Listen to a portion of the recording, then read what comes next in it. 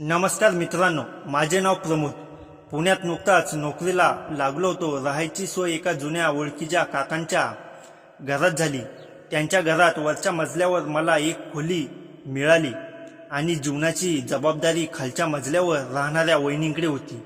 काका बरेचदा बाहेरगावी असायचे. पहिल्यांदा वहिनींना पाहिलं तेव्हा सकाळचे 8:30च्या सुमारास असतील. मी नवीन खोलीत सामान ठेवून अंगणात उभा होतो. त्या अंगणात कपडे वाळत घालत होत्या. पाठमोऱ्या असल्याने प्रथम दिसलं नाही ते त्यांचं लांब सडक दाट केसांचं पातळ.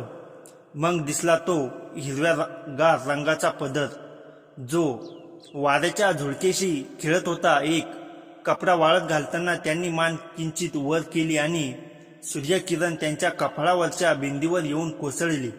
त्या क्षणी ती बिंदी अक्षरशः चमकली. मी स्मितहास्य करत पाहतच राहिलो. साधीशी पण देखणी हे शब्द त्यांच्यासाठी पुरेसे होते. त्यांच्यात एक वेगळंच काव्य होतं. नकळत माझ्या तोंडून हलकसं कुजबुज झालं. आवाज ऐकून त्या वळल्या आणि मग घडला तो क्षण. त्यांनी हसून विचारलं, प्रमोद, तूच ना वरच्या खोलीत राहायला आलेला?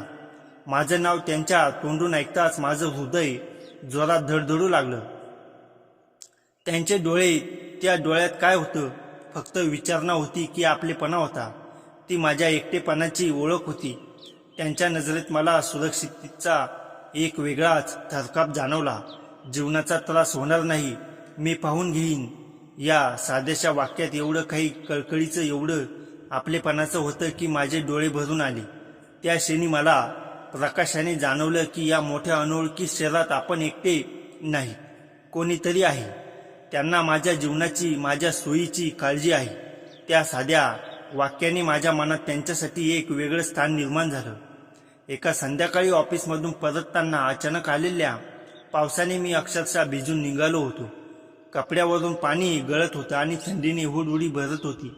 पायऱ्या चढताना माझे पाय सुन्न झाल्यासारखे वाटत होते. दार उघडताच काय दृश्य दिसलं. वहिनी घाईघाईने पुढे आल्या. त्यांच्या चेहऱ्यावर काळजीचे ढग होते. अरे देवा, एवढा भिजलास? त्यांनी लगेच जवळच्या खोलीतून मऊसूर टॉवेल आणून दिला. समोर गरमागरम चहाचा कप ठेवताना त्यांचे बोट माझ्या बोटांना भिडले. तो स्पर्श विजेचा झटका होता. माझ्या अंगात अजूनही थरथर होती. थंडीने की त्या स्पर्शाने कळेना. हे पाहून त्यांनी हळूच त्यांचा कोवळा मोहरा हात माझ्या थंडगार हातावर ठेवला. अरे, असं गार झालायस? त्या काळजीने म्हणाल्या. त्यांच्या हाताची ऊब माझ्या थंडगार हाताला शिरली आणि अंगावर रोमॅन्स उभे राहिले. त्यांचे डोळे, त्या डोळ्यात फक्त काळजी नव्हती, तर माझ्यासाठी काहीतरी वेगळेच होते. त्यांच्या डोळ्यांचे पाणीदारपण, ओलसर केसांची बट, जी त्यांच्या गालाशी चिकटलेली उठावचे ते हलकेसे स्मित, सगळंच एवढं सुरेख होतं की माझा श्वास गुदमरला. त्या क्षणी मला वाटलं हा क्षण संपू नये. त्यांचा हात माझ्या हातावरून कधीच उचलला जाऊ नये. पाऊस, थंडी, भिजणं सगळं विसरून मी त्यांच्याकडे पाहत राहिलो. माझ्या मनात एक वेगळंच वादळ होतं. पावसापेक्षाही जोरदार. ऑफिसमध्ये त्या दिवसाचं महत्त्व मला पूर्वीच माहीत. आयुष्यातील एक महत्त्वाची संधी, एक मोठं सादरीकरण ज्यावर खूप काही अवलंबून होतं. तयारी करताना माझा आत्मविश्वास मात्र खालावला होता. आरशासमोर उभा राहून मी स्वतःला सादरीकरणाचा सराव करत होतो, पण मनात शंकेचं सैन्य घुसलं होतं. तेवढ्यात वहिनी खोलीत आल्या. त्यांनी माझी अवस्था पाहिली असावी. हळूच मागे उभं राहून माझ्या आरशातल्या प्रतिबिंबाजवळ त्या उभ्या राहिल्या आणि मग क्षणात त्यांनी माझे खांदे हलकेच दाबले. तो स्पर्श फक्त खांद्याचा स्पर्श नव्हता, तर माझ्या सगळ्या भीतीला, असुरक्षिततेला उबदार मिठी मारणारा होता. आरशात आमच्या नजरा एकमेकांना भिडल्या. त्यांच्या डोळ्यात काय होतं माहिती? फक्त विश्वास नव्हता, तर माझ्यासाठी अभिमान होता. प्रत्येक माझ्यावरचं प्रेम होतं. प्रमोद, मला माहीत आहे तू उत्तम करशील. माझा तुझ्यावर पूर्ण विश्वास आहे. त्यांचा आवाज इतका दिलासा देणारा होता की माझ्या मनातलं सगळं वादळ शांत झालं. त्यांचे बोट माझ्या खांद्यावरून हळूच मानेपर्यंत गेले आणि तिथे हलकेसे फिरले. त्या स्पर्शाने माझ्या अंगात विजेची झुळूक पसरली. त्यांचा सुगंध माझ्याजवळ आला. त्यांचा वास माझ्या केसावर हलकेच पडला. जा आता. त्या हळूच कुजबुजल्या. आणि लक्षात ठेव, मी इथे तुझी वाट पाहते. त्यांनी माझ्या गालाला हलकेच हात लावला. तो स्पर्श काळजीचा होता, प्रेम होतं आणि काहीतरी अपरिभाषितही. तो मला सांगत होता की हे फक्त शेजारचं नातं नाही.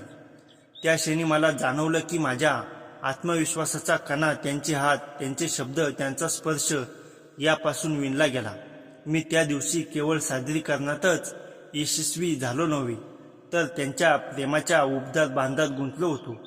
रात्री उशिरा घरी परतलो तेव्हा सगळीकडे शांतता होती. मी स्वतःचा वाढदिवस पूर्णपणे विसरलो होतो. ऑफिसच्या कामात एवढा गुंतून गेलो की दिवसभर कोणी फोन केला नाही, कोणी शुभेच्छा दिल्या नाहीत याचंही भान नव्हतं. पायऱ्या चढताना डोकं जड होतं, अंग दुखत होतं. माझ्या खोलीचं दार उघडताच क्षणभर मला स्वप्नात आलोय की काय असं वाटलं. अंधारात चमणाऱ्या मेणबत्त्यांचा प्रकाश, त्यात उभ्या असलेल्या वहिनी, त्यांच्या चेहऱ्यावर प्रसन्नता होती, डोळ्यात चमक होती. Happy birthday Pramod. त्यांचा आवाज किती गोड होता. मी अजून काही बोलायला आत त्या पुढे आल्या. केकचा तुकडा त्यांनी त्यांच्या स्वतःच्या हाताने माझ्या तोंडाला ठेवला. त्यांची बोटं माझ्या ओठांना हलकीशी लागली.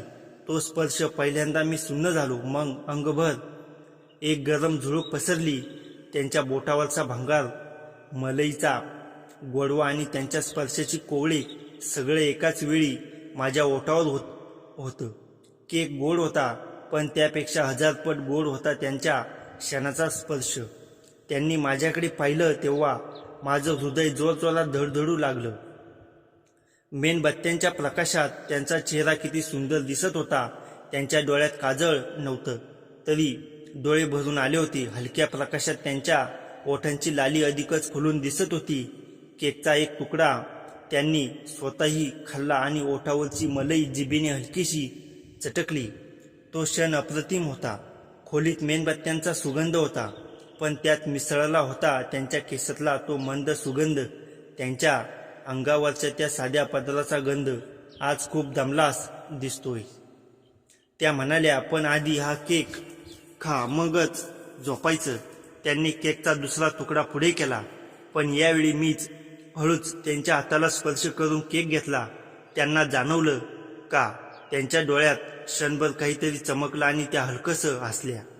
तो रात्रीचा प्रहर, त्या मेणबत्त्या, तो केक आणि त्यापेक्षा गोड असलेला त्यांचा स्पर्श, सगळं माझ्या मनात कोरलं गेलं. मी झोपलो तेव्हा ओठावर अजूनही त्यांच्या बोटांचा तो गोड स्पर्श होता आणि अंगभर दरवळत होता त्यांच्या हसण्याचा तो अदृश्य सुगंध. एके रात्री वीज गेली. आम्ही दोघे अंगणात बसलो. चंद्रप्रकाश आणि सारं काही चांदण्यांच्या रंगात न्हावून निघालं होतं. वहिनींनी हळूच विचारलं, प्रमोद, कधी वाटतं का तुला की एखादी व्यक्ती अगदी जवळची आहे, जरी नात्याचं नाव नसलं तरी?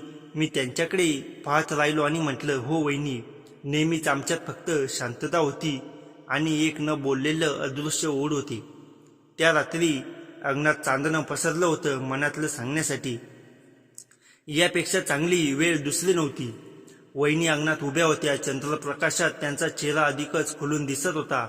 मी हाताची बोटे आवळत धडधडत्या हृदयाने त्यांच्या जवळ गेलो. वहिनी, माझा आवाज थरथरला. त्या वळाल्या. काय रे प्रमोद, अजून झोपला नाहीस? तुम्हाला काहीतरी सांगायचं आहे. मी खोल श्वास घेतला. वहिनी, मी तुमच्याशिवाय राहू शकत नाही. तुम्ही मला खूप आवडता. एवढंच नाही तर मी तुमच्यावर प्रेम करतो. वाक्य पूर्ण होईपर्यंत माझा जीव कासावीस झाला. वहिनी क्षणभर स्तब्ध झाल्या. त्यांच्या चेहऱ्यावर आश्चर्य, धक्का आणि थोडासा राग होता. चंद्रप्रकाशातही त्यांच्या चेहऱ्यावरची लाली मला दिसली. त्यांचे डोळे भरून आले. प्रमोद, मी तुझ्याकडून अशी अपेक्षा केली नव्हती. त्यांचा आवाज जड होता. तू खूप लहान आहेस आणि मी तुझी वहिनी आहे. एवढं बोलून त्या पाठ फिरून निघून गेल्या. त्यांच्या पावलांचा आवाज जसा जसा दूर होत गेला तसं तसं माझं हृदय मोठं घन होऊन बसलं. रात्रभर डोळ्यात पाणी आणि मनात अपराधीपणा. मी चूक केली, त्यांच्या मनाला दुखवलं, हे विचार माझ्या डोक्यात घुमत राहिले. पहाट झाली तरी डोळ्यांना विसावा मिळाला नाही. दुसऱ्या दिवशी सकाळी ऑफिसला जाताना वहिनी डबा घेऊन आल्या. माझं हृदय पुन्हा जोरात धडधडू लागलं. मी नजर खाली ठेवून डब्बा हातात घेतला आणि पुढे सरकलो. तेवढ्यात त्यांचा आवाज आला. प्रमोद. मी थांबलो. मागे वळून पाहिलं. त्या हलक्याशा हसल्या. ते असो, काल रात्रीचं सगळं दुःख विसरून जाण्यासाठी हे पुरेसं आहे. सकाळची घाई संपली की मी तुला फोन करते, मग जेवायला ये. एवढं बोलून त्या आत गेल्या. मी तिथेच काही क्षण स्तब्ध उभा राहिलो. माझ्या मनाने अक्षरशः उड्डाण केलं. काल रात्रीच्या अपराधीपणाची जागा आता आशेने घेतली होती. त्यांच्या त्या शब्दांचा अर्थ काय? त्यांनी मला का थांबवलं? का हसल्या? का पुन्हा बोलवलं? ऑफिसमध्ये मी काही काम करू शकलो नाही. डोळे सतत फोनकडे लागले होते. प्रत्येक सेकंद युगासारखा वागत होता. त्यांचा फोन येईल का? काय बोलतील? त्या मला क्षमा करतील का? काल रात्रीचं सगळं विसरून पुन्हा पूर्वीसारखं बोलतील. फोनची वाट पाहताना माझ्या मनात हजारो विचारांचं चक्र सुरू होतं. पण एक गोष्ट नक्की होती. त्यांच्या त्या एका वाक्याने माझ्या भूतप्राय झालेल्या आशा पुन्हा जीवदान मिळालं होतं. मी वाट पाहणार होतो, कितीही वेळ लागला तरी, कारण आता मला माहीत होतं की ही वाट पाहणं फुकटचं नव्हतं. फोन आला तेव्हा माझा जीव भांड्यात पडला होता. प्रमोद, घरी ये, एवढंच बोलल्या होत्या वहिनी. पण त्या 2 शब्दात किती काही होतं. मी ऑफिसमधून सरळ घरी निघालो. वाटेत पाऊस पडायला लागला होता, पण मला काहीच जाणवत नव्हतं. फक्त त्यांच्यापर्यंत पोहोचायचं होतं. घरात शिरलो तेव्हा वहिनी अंगणात उभ्या होत्या. त्यांनी माझ्याकडे पाहिलं. ते पाहणं पहिल्यांदा पाहिलं त्यापेक्षा वेगळं होतं. त्या दिवशी अंगणात कपडे वाळत घालताना ते ज्या साधेपणाने निरागसतेने त्यांनी मला पाहिलं होतं, आजचं पाहणं तसं नव्हतं. आज त्यांच्या डोळ्यात काहीतरी वेगळं होतं. एक विलक्षण चमक, एक आर्द्रता आणि माझ्यासाठी काहीतरी. त्यांचं व्यक्तिमत्व इतकं उत्तुंग होतं की मी हरून गेलो. त्यांच्याकडे पाहत राहिलो. त्यांची साधीशी पदर, केसातली मोगऱ्याची फुलं, ओठांवरचं ते हलकंसं स्मित, सगळंच एवढं सुंदर होतं की मी त्या क्षणाचा अनुभव त्यांना देऊ लागलो. माझ्या बोटांनी त्यांच्या केसातून हळुवारपणे प्रवास केला. त्यांच्या गालावरून, मानेवरून प्रत्येक स्पर्शाने मी तो क्षण त्यांना जगू लागलो. प्रमोद, त्या हलक्या आवाजात म्हणाल्या, असा अनुभव मी यापूर्वी कधीच घेतला नव्हता. हवा आहे मला रोज. त्यांचे शब्द ऐकून माझं हृदय जोरजोरात धडधडू लागलं. पाऊस अजूनही पडत होता. थंड वाऱ्याची झुळुके येत होती. पण आम्ही दोघं मात्र उबदार होतो. त्या 10-20 मिनिटात आम्ही एकमेकांत इतके विरघळून गेलो की सारे भान हरपलं. जग होतं की नव्हतं, वेळ होती की नव्हती, काहीच कळेना. फक्त तो क्षण होता, फक्त तो स्पर्श होता, फक्त तो सुगंध होता. शेवटी मी स्वतःला आवरत म्हटलं, आज पुरे, आणि मी माझ्या वरच्या खोलीत निघून गेले. पण जाताना एकदा मागे वळून पाहिलं. वहिनी तशाच उभ्या होत्या. पावसात थोड्या भिजल्या होत्या, पण त्यांच्या डोळ्यात काहीतरी होतं. मी हसलो, त्याही हसल्या. ते हसू मनात कोरलं गेलं. त्यानंतर दिवस जात होते, पण माझं मन सतत वहिनींसोबतच गुंतलं होतं. प्रत्येक क्षण त्यांची आठवण येत होती. तो स्पर्श, ते शब्द, तो क्षण, सगळं माझ्या डोळ्यासमोर येत होतं. पण मला माहीत होतं की हे असं चालू राहणार नाही. ते नातं असंच टिकणार नाही. आणि मग एक दिवस अचानक गोष्टी बदलल्या. जेवताना त्यांच्या मुलीने निरागसपणे विचारलं, प्रमोद काका, तुम्हाला माहिती, आई म्हणते आपण लवकरच इथून दुसरीकडे राहायला जाणार आहोत. त्या क्षणी जेवणाचा घास माझ्या घशात अडकला. मी वहिनीकडे पाहिलं. त्यांनी डोळे खाली घातले होते. त्यांच्या हातातला चमचा थरथरत होता. माझं हृदय जोरजोरात धडधडू लागलं. एक असह्य शांतता पसरली. त्या निरागस मुलीच्या शब्दांनी माझ्या स्वप्नांचं सत्य परत आणलं होतं. माझा हात थबकला. मी वहिनीकडे पाहिलं. त्यांचा चेहरा पडलेला होता. प्रमोद, मी तुला सांगणारच होते, हे शहर आता आमच्यासाठी सुरक्षित नाही. माझे नवरे एका गैरव्यवहारात अडकले आहेत. लोकांचे पैसे बुडून ते फरार आहेत. आम्ही पोलिसांपासून लपत आहोत, म्हणून गावोगावी भटकंती सुरू आहे. हा धक्का खूप मोठा होता. माझी भावना आता एका वेगळ्याच वळणावर आली होती. मी एक क्षणही न घालवता म्हटलं, वहिनी मी तुम्हाला एकटं जाऊ देणार नाही. तुमची आणि या मुलीची सुरक्षितता माझ्यासाठी महत्त्वाची आहे. मी तुमच्यासोबत आहे. वहिनीच्या डोळ्यात कृतज्ञतेचं पाणी होते. प्रमोदने त्यांच्या एका गुप्त ठिकाणी सुरक्षित हलवलं. मग त्याने पोलिसांना माहिती देऊन त्या गुन्हेगाराला अटक करून दिली. न्यायालयीन प्रक्रियेनंतर वहिनी आणि त्यांची मुलगी निर्भयपणे आपल्या नवीन आयुष्यात स्थिरावल्या. वेळ सरत होती. प्रमोद दर महिन्याला वहिनी आणि त्यांच्या मुलीला भेटायला जाई. प्रमोद सुरुवातीला भेटी गप्पा पुरत्याच होते, पण हळूहळू त्या भेटी एक वेगळीच उबदारपणा येऊ लागला. प्रमोद आता त्यांना वहिनी म्हणायचा, पण त्या शब्दात आधीचा गोडवा होता. तर कधीकधी एक न बोललेली जवळीकही होती. एका संध्याकाळी प्रमोद त्यांच्या नवीन घरी गेला होता. त्यांची मुलगी शाळेतून आल्यानंतर अभ्यासात मग्न झाली. प्रमोद आणि वहिनी बाल्कनीत बसली होती. सूर्यास्ताची केशरी किरणं संपूर्ण आकाशात पसरली होती. थंड वाऱ्याची हलकीशी झुळूक येत होती. प्रमोद, तू आता स्थिर झालास का पुण्यात? वहिनींना हळूच विचारले. हो वहिनी, नोकरी चांगली लागली आहे. पण प्रमोद थोडा खळखळला. पण काय? त्यांनी प्रेमळपणे विचारले. पण मन मात्र अजूनही तुमच्यासोबतच राहतं. ते तुम्ही बदलू शकत नाही. प्रमोदने खाली पाहताना सांगितले. वहिनी क्षणभर शांत राहिल्या. मग त्यांनी हळूच सांगितले, प्रमोद, तू खूप चांगला आहेस, पण जीवन फक्त भावनांवर चालत नाही. जबाबदाऱ्या, समाज, एक मुलगी, सगळं काही आहे. मला माहीत आहे. प्रमोदने डोके वर करून त्याच्याकडे पाहिले. पण मी काही तुमच्याशी लग्न करण्याची मागणी करत नाही. मी फक्त तुमच्या आयुष्यात असा असू शकतो का? एक विश्वासू मित्र म्हणून, एक आधार म्हणून. तुम्हाला काहीही लागले तर मी धावून येईल, इतकेच. वहिनींच्या डोळ्यात पाणी तरळले. तुझ्यासारखा भोळा माणूस मी आयुष्यात पाहिला नव्हता. त्या हसत हसत म्हणाल्या, ठीक आहे, पण नात्याच्या चौकटी कधीही ओलांडू नकोस. कधीच नाही. प्रमोदने आश्वासन दिलं. प्रमोद आता त्यांच्या आयुष्याचा एक भाग बनला होता. तो मुलीला शिकवायला जाई, तिला गणित समजावून सांगे. शनिवारी रविवारी तिघेजण जवळच्या उद्यानात फिरायला जात. तो वहिनींकडे मार्केटमध्ये सोडायचा. त्यांना नवीन फोन वापरायला शिकवायचा. एके दिवशी मुलीला ताप आला. रात्री 11 वाजता प्रमोदला फोन आला. प्रमोद, गाडी लागत नाही, रिक्षा मिळत नाही. वहिनींचा आवाज घाबरलेला होता. प्रमोदने तात्काळ आपली बाईक घेतली आणि पावसात भिजत त्यांच्या घरी पोहोचलो. त्याने मुलीला उचलले, बाईकवर बसवले आणि रुग्णालयात नेले. डॉक्टरांनी तपासणी करून औषधं दिली. रात्रभर प्रमोद रुग्णालयातच होता. पहाटेची वेळ होती. मुलीचा ताप उतरला होता. वहिनी हॉस्पिटलच्या खुर्चीवर डोकं ठेवून थकलेल्या दिसत होत्या. प्रमोदने हळूच आपली जाकीट काढून त्यांच्या अंगावर घातली. तो त्यांच्या जवळच बसला. त्या क्षणी वहिनींनी डोळे उघडले. त्यांच्यात शब्द नव्हते, फक्त एक कृतज्ञता होती, एक विश्वास होता आणि एक नात्याची नवीन ओळख निर्माण झाली होती. प्रमोशन झाली.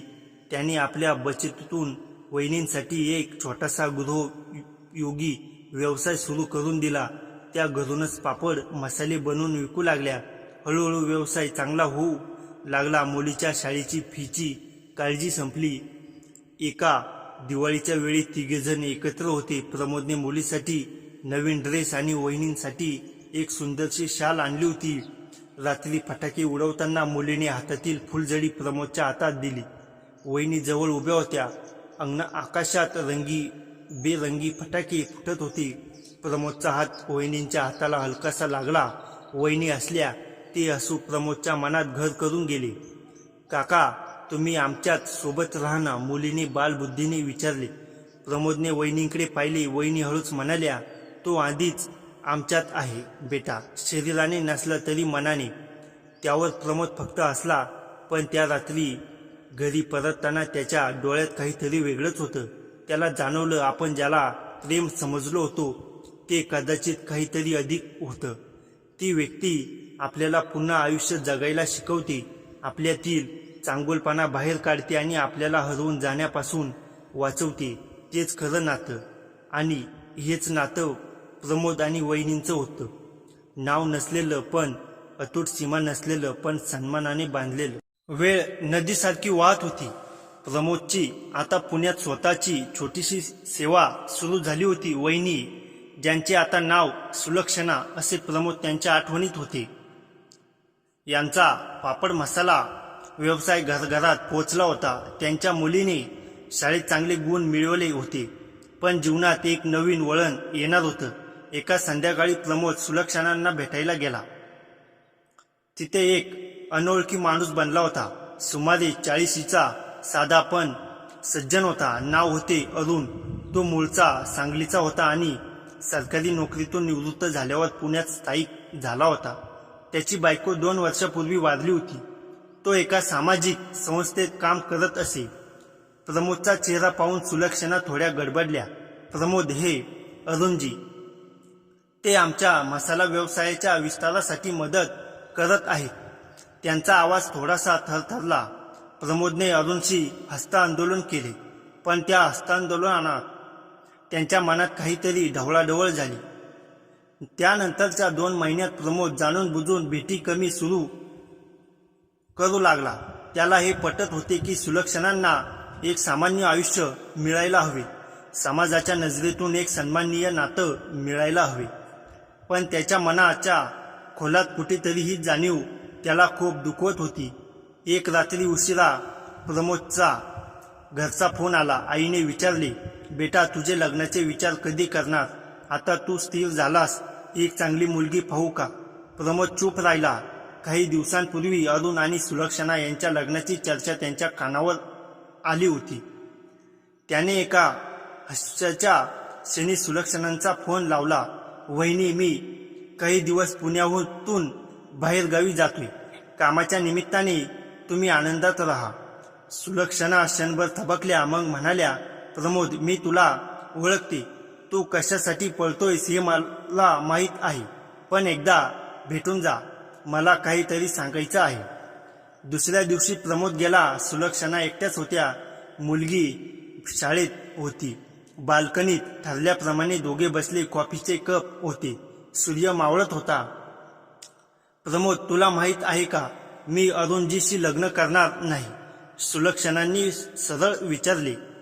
प्रमोदला धक्काच बसला. पण का? तुम्हाला आयुष्यात साथ हवीये, मुलीलाही आधार हवाय. साथ म्हणजे फक्त नवराच हवा का? सुलक्षणांचा आवाज दृढ होता. तू आमच्या आयुष्यात नाहीस का? तुझ्या साथीमुळेच मी आज उभी आहे. अरुणजी खूप चांगले आहेत, पण मी त्यांच्याशी लग्न करणे म्हणजे माझ्या स्वातंत्र्याचा, माझ्या निर्णयाचा अनादर करण्यासारखी आहे. मी आता कोणावर अवलंबून नाही. प्रमोद स्तब्ध झाला. त्याने कधी या दृष्टिकोनातून पाहिलेच नव्हते. आणि एक सांगू, सुलक्षणा हळू हसल्या, मी तुझ्यावर जे प्रेम करते त्या नात्याच्या व्याख्येत बसत नाही. ते बहिणीचे प्रेम आहे, आईचे आहे, मैत्रिणीचे आहे, आणि हो, एका स्त्रीचे आहे जिला तुझी काळजी वाटते. पण ते प्रेमी या शब्दात कधीच बसणार नाही, आणि मला बसवायचेही नाही, कारण ते खूप छोटे आहे. त्या रात्री प्रमोद आपल्या खोलीत परतला. त्याने आरशासमोर उभे राहून स्वतःला प्रश्न विचारला, मी तिच्यावर प्रेम करतो की तिच्या सवयीचे झालो आहे? उत्तर त्याला मिळाले नाही. पण एक गोष्ट त्याला नक्की वाटली. सुलक्षणा आता त्या सुरुवातीच्या दिवसांची वहिनी नव्हती. ती एक बलिष्ठ स्त्री होती, जिने स्वतःचे आयुष्य स्वतः लिहायचे ठरवले होते. प्रमोद आणि सुलक्षणा यांच्या नात्यातील ही संभ्रमाची अवस्था हळूहळू नाहीशी झाली. प्रमोदने वहिनी या शब्दाला नवा अर्थ दिला. तो त्यांच्या व्यवसायात व्यवस्थापक म्हणून मदत करू लागला. सुलक्षणा त्याला प्रेमाने भाऊ म्हणू लागली. मुलगी दोघांनाही प्रमोद काका असे म्हणत. एक दिवस सुलक्षणा म्हणाल्या, प्रमोद, तू आता लग्न कर, एक चांगली मुलगी शोध, मी तुझ्यासाठी नातं पाहते. प्रमोद हसला. वहिनी, प्रेमाच्या बाजारात भाव नाही, वस्तू नाही, जे घडेल ते आपोआप घडेल. अरुणच्या माध्यमातून प्रमोदची ओळख एका तरुण शिक्षिकेशी झाली. नाव ऋतुजा. ती एका अनाथाश्रमात काम करत असे. तिचे स्वभावातील साधेपणा, करुणा आणि स्वाभिमान पाहून प्रमोदला वाटले, ही व्यक्ती आपल्या मनाची जोडीदार असू शकते. सुलक्षणांनी ऋतुजाला भेटून तिला सांगितले, प्रमोद हा एक भावनिक गुंतागुंतीचा माणूस आहे. पण तो जगातील सर्वोत्तम माणूस आहे. त्याच्या आयुष्यातील एक छोटासा भाग माझ्याकडे आहे, पण बाकीचा सगळा भाग तुझ्यासाठी मोकळा आहे. प्रमोदच्या लग्नात सुलक्षणा आणि त्यांची मुलगी विशेष पाहुणे होते. सुलक्षणांनी प्रमोदच्या हातात साखरपुड्याच्या वेळी एक पत्र दिले होते. त्यात लिहिले होते, तू जेव्हा पहिल्यांदा माझ्या अंगणात आला होतास तेव्हा तू एकटा होतास. आज तुझ्या भोवती संसार उभा आहे. तुझ्यामुळे मी शिकले की प्रेम ही कुठलीही मालकी नसते, ते फक्त अनुभवायचे असते. तुझ्या नव्या आयुष्यासाठी माझ्या डोळ्यात पाणी आहे, पण ते दुःखाचे नाही तर आनंदाचे आहे. तुझी कायमची तुझी वहिनी. लग्नात प्रमोदने सुलक्षणांना जेवण घातले तेव्हा त्यांच्या डोळ्यात पाणी होते, पण त्या हसत होत्या. ऋतुजाने सुलक्षणांचा हात हातात घेतला आणि म्हणाली, तुम्ही माझ्या आयुष्यातील सासूबाई नसलात तरी तुम्ही माझ्या मनातील सखूबाई आहात. सगळे असले त्या हास्यात नात्यांचा गुंता विरघळला होता. प्रमोद, ऋतुजा, सुलक्षणा आणि तिची मुलगी ही चौकट कधीही एकत्र राहिली नाही, पण त्यांची मने मात्र एकमेकात राहिली. प्रमोदच्या मनातील ती प्रेमाची व्याख्या आता संपूर्ण झाली. त्याला कळले की प्रेम म्हणजे एखाद्याच्या हाताला हात लागणे नव्हे, तर एखाद्याच्या आयुष्याला हात लागणे होय. आणि त्या अंगणात जिथे पहिल्यांदा कपडे वाळत घालणारी स्त्री आणि नवीन खोलीत आलेल्या तरुण यांची नजर भिडली होती, तिथे आता फुलांची रोपटी फुलली होती. फुलांनाही नाव नसते, पण ती फुलतातच.